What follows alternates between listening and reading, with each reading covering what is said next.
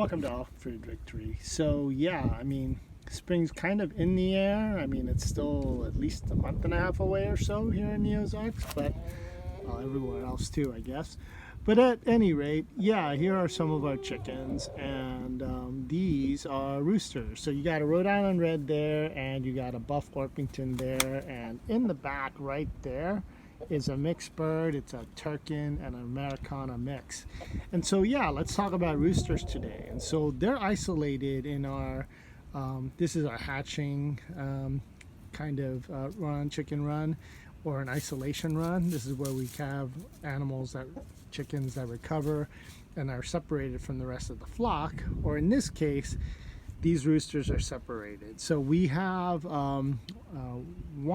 I think two roosters in the main coop with all the other chickens, and then we have these three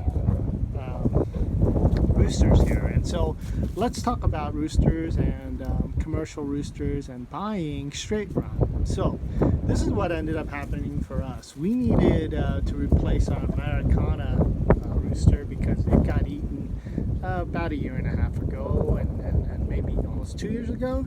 So we decided to go to our local TSC and Tractor Supply Co. and get a couple of straight runs, 4 straight run Rhode Island Reds and 4 Buff Orpingtons. So that's what these guys are, Rhode Island Red and Buff Orpingtons. So out of that straight run, basically only a quarter of them, or less than a quarter, were hens. I think we got 1 or 2 hens out of all of those, and the rest were these guys, roosters. And so that presents a problem. You don't want too many roosters in your flock because of 2 reasons. I mean, one is they tend to fight with each other, and they kind of, cockfighting is illegal in the South, I heard. But anyway, this kind of cockfighting they do all the time, right? So you can't control that. At any rate, you don't want them to fight with each other and hurt one another. But the other problem is they tend to kind of overwork the hens. So we do fertilize our eggs because we do want to do that, hatch our own chickens, but we don't want these roosters to kind of exert themselves onto these hens, because what ends up happening is they get kind of weaker, and the feathers started getting, they pluck them out, the males, they pluck the female feathers out of the females and things like that. So they treat them kind of harshly, right? So like basically they're wife beaters at any rate. So you don't want too many of those guys.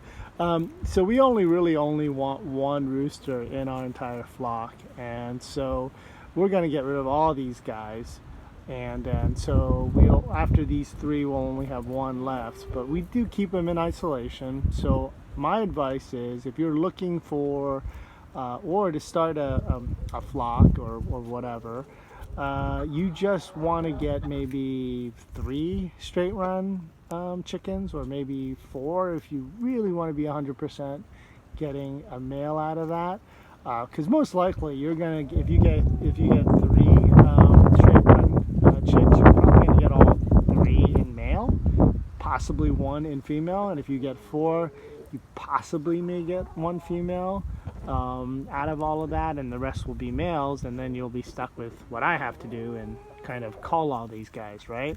I mean, and these guys are a little bit, they're not quite a year old. They're probably about 9-10 months old or so.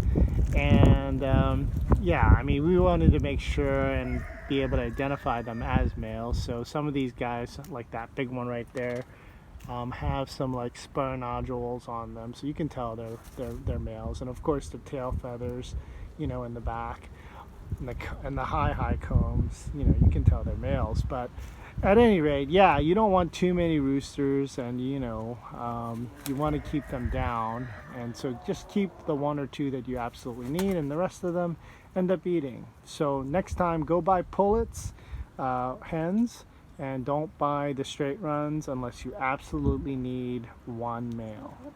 That's it. Alrighty, shalom.